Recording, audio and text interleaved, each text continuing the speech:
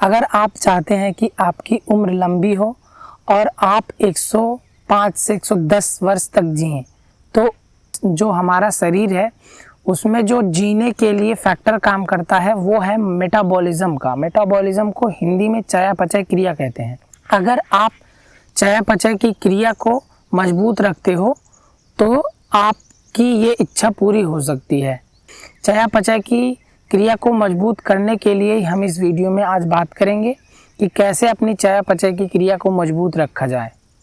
चयापचय की क्रिया को मजबूत रखने के लिए बहुत सारी चीज़ें होती हैं, जिसमें से एक पर हम आज बात करेंगे, जो है सूर्य भेदन प्राणायाम। अगर आप सूर्य भेदन प्राणायाम करते हैं तो ये चयापचय की क्रिया को बहुत मजबूत रखता है।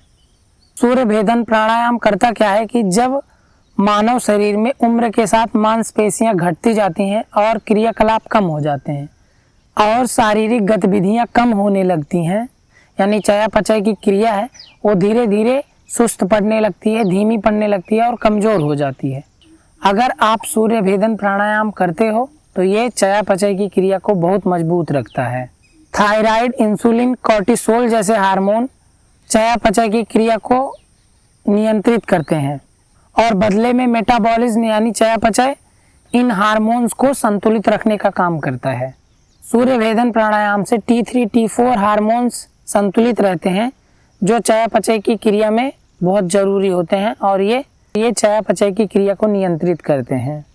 Journal of Ayurveda and integrative medicine 2015 की रिपोर्ट के अनुसार सूर्य भेदन के नियमित अभ्यास से भोजन के पचने की गति बढ़ती है और साथ में भोजन से जो भी एंजाइम मिलते हैं वो और अधिक तरीके से प्रभावी रूप से सक्रिय होते हैं।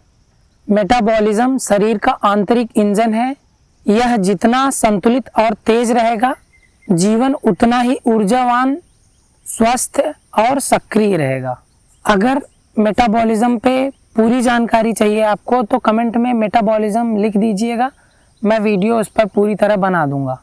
और चैनल को सब्सक्राइब रखिए, आगे आने वाले समय में बहुत ही अच्छे टॉपिक्स पर जो हमारे हेल्थ के लिए ज़रूरी हैं वो आने वाले हैं। Indian journal of psychology and pharmacology 2012 के अनुसार सूर्य भेदन से एफवीसी का मतलब होता है फोर्स्ड वाइटल कैपेसिटी, इसमें 15% तक वृद्धि होती है, बढ़ता है ये 15% तक सूर्य भेदन करने से। एक दूसरी शोध है जो कि 2018 में पब्लिश हुई थी, जिसका नाम है evidence based complementary and alternate medicine 2018। इसमें यह बताया गया कि सूर्य भेदन नियमित रूप से करने से ईईजी विश्लेषण में बाएं मस्तिष्क की गोलार्ध सक्रियता बढ़ जाती है, जो कि विश्लेषणात्मक सोच, सतर्कता और निर्णय लेने की क्षमता को बढ़ाता है। इंटरनेशनल जर्नल ऑफ योगा 2010 के अनुसार यदि आप सूर्य भेदन प्राणायाम करते हैं तो शरीर का तापमान 1.5 डिग्री सेंटीग्रेड से 2 डिग्री सेंटीग्रेड तक बढ़ जाता है, जो चयापचय की क्रिया को बढ़ा देता है, सक्रिय कर देता है। सूर्य भेदन का यही एक अकेला कार्य नहीं है, सूर्य भेदन प्राणायाम पाचन की क्रिया में भी बहुत योगदान देता है। अभी तक आपने समझा कि सूर्य भेदन प्राणायाम के क्या क्या लाभ हैं और ये लाभ कैसे मिलते हैं, क्यों मिलते हैं, और इसकी कई स्टडी की गई हैं भारत देश से लेकर विश्व में। अब समझ लीजिए कि सूर्य भेदन प्राणायाम कैसे किया जाएगा। सूर्य भेदन प्राणायाम करना बहुत सरल है। इस प्राणायाम में दाएं जो नथुना है, नाक का जो दायां नथुना है, इससे सांस लेके बाएं से छोड़ा जाता है, फिर इससे लिया जाता है, फिर छोड़ा जाता है बाएं से। तो यही प्रक्रिया चलती रहती है। पर इसे कैसे किया जाता है प्रॉपर तरीके से, अच्छे तरीके से, ताकि इसका लाभ प्राप्त हो सके, इसके लिए आप पूरी वीडियो समझ लीजिए कि कैसे इसको करना है। सबसे पहले आप किसी आसन में बैठ जाइए। अगर आपको ये नहीं पता कि प्राणायाम करने के लिए बैठने के कौन कौन से आसन प्रयोग किए जाते हैं, इसके लिए स्क्रीन पर आपको एक वीडियो दिख रही होगी, इसे आप देख लीजिएगा ज़रूर। उसके बाद आप प्राणायाम करेंगे तो प्राणायाम का जो लाभ है वो आपको दोगुना प्राप्त होगा, क्योंकि बैठना बहुत ज़रूरी होता है प्राणायाम करने के लिए। बैठने के बाद अपनी आंख बंद कर लीजिए। इस क्रिया में रीढ़ की हड्डी सीधी रखना बहुत ज़रूरी है, तो आप जितना हो सके रीढ़ की हड्डी सीधी रखिए। रीढ़ की हड्डी सीधी रखने के बाद आप बाएं हाथ का प्रयोग करिए अपने बाएं नथुने को बंद करने के लिए, ठीक ऐसे, और आंखें बंद कर लीजिए और आपका ध्यान सारा यहाँ पर होना चाहिए, यहाँ पर या अपनी सांसों पर होना चाहिए। दोनों काम कर सकते हैं, या तो आप यहाँ पर ध्यान दे सकते हैं या तो आप सांसों पर ध्यान लगा सकते हैं। अब आप बंद कर लीजिए, बाएं हाथ का जो बाएं नाक का नथुना है उसे बंद कर लीजिए। जितना आपका सामर्थ्य हो उतना श्वास भरिए।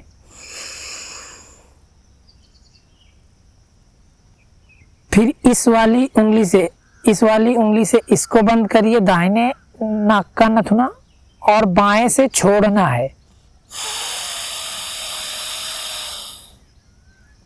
फिर से आपको बायां नाक का नथुना बंद करना है और फिर से दाहिनी से सांस लेनी है। फिर से दाहिने को बंद करके बाएं से छोड़ देना है।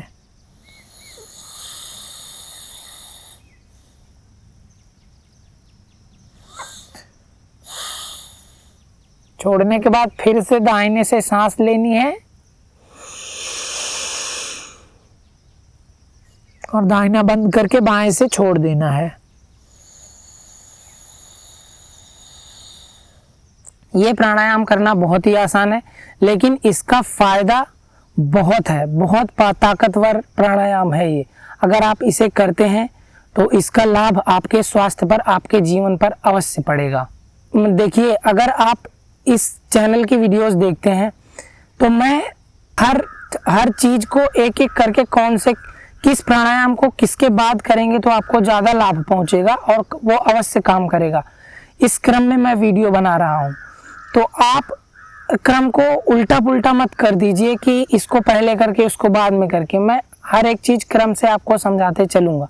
ये ऊपर से जितने भी प्राणायाम है सब गर्म तासीर के हैं, शरीर को गर्म कर देते हैं। फिर काम आता है कि उसको शरीर को संतुलित कैसे किया जाए। तो शरीर में गर्मी और ठंडक का संतुलन करते हुए चलेंगे, प्राणायाम करेंगे, ताकि जब प्राणायाम आप करके खत्म करें तो आपका शरीर पूर्ण रूप से संतुलित हो जाए। इसीलिए मैं बता रहा हूँ, प्राणायाम सीरीज की प्रत्येक वीडियो देखना अत्यंत आवश्यक है।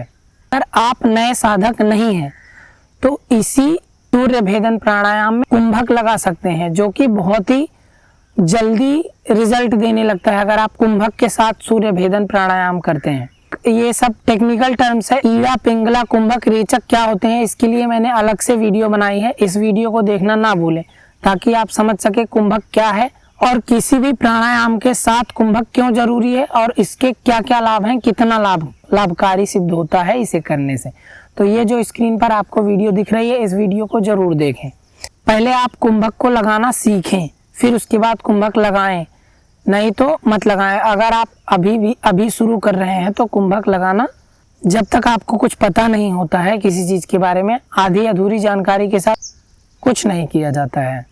इस प्राणायाम को करते समय ध्यान रखें कि जितने समय तक सांस लें उतने ही समय तक सांस छोड़ें भी, और सांस लेने और छोड़ने का जो अनुपात है उसको बराबर रखें या छोड़ने का अनुपात ज़्यादा रखें, ये हो सकता है। लेकिन आप शुरू में आप कंफ्यूज ना हो, आप जितनी सांस लें उतनी छोड़ें, जितनी सांस लें उतनी छोड़ें। आप लेने का दुगना छोड़ सकते हैं, यानी अगर आप 5 सेकंड तक ले रहे हैं तो 10 सेकंड या 8 सेकंड तक छोड़ सकते हैं। लेकिन अगर आप शुरू में अभी नया शुरू किए हैं तो बराबर का सांस लीजिए और बराबर का छोड़िए। यही प्रक्रिया आपको बार बार करते रहना है। अब आप ये समझ लीजिए कि ये प्राणायाम करने के लिए क्या क्या सावधानियां हैं। अगर किसी को उच्च रक्तचाप यानी ब्लड प्रेशर या हृदय की कोई बीमारी है तो उसे सूर्य भेदन प्राणायाम नहीं करना चाहिए। सूर्य भेदन क्या, कोई भी प्राणायाम नहीं करना चाहिए। प्राणायाम तेज बुखार में बिल्कुल नहीं करना चाहिए। अगर किसी को तेज बुखार है तो बिल्कुल नहीं करना चाहिए यह प्राणायाम। और ये प्राणायाम गर्मी में बिल्कुल नहीं करना चाहिए। ये प्राणायाम गर्मी बढ़ाता है शरीर की, तो इस प्राणायाम को अगर आप ठंडी में करेंगे तो इसका ज़्यादा लाभ प्राप्त कर पाएंगे। इस प्राणायाम को भोजन के तुरंत बाद नहीं करना चाहिए। अगर कोई महिला गर्भावस्था में है तो उसे डॉक्टर से सलाह लेके किसी की देखरेख में, निगरानी में यह प्राणायाम करना चाहिए। अकेले बिल्कुल नहीं करना चाहिए, डॉक्टर से पूछने के बाद। अगर आप ये वीडियो अभी तक देख रहे हैं तो मैं प्रार्थना करूंगा कि आप इस वीडियो में दी गई जानकारी से आप जो भी लक्ष्य प्राप्त करना चाहते हैं वो अवश्य प्राप्त करें। सूर्य भेदन प्राणायाम से शरीर में गर्मी उत्पन्न हो जाती है, उसे संतुलित करने के लिए चंद्र भेदन प्राणायाम अवश्य करें। वीडियो ये रही, अवश्य सीखें, समझें और ये काम क्यों करता है ये भी देखें।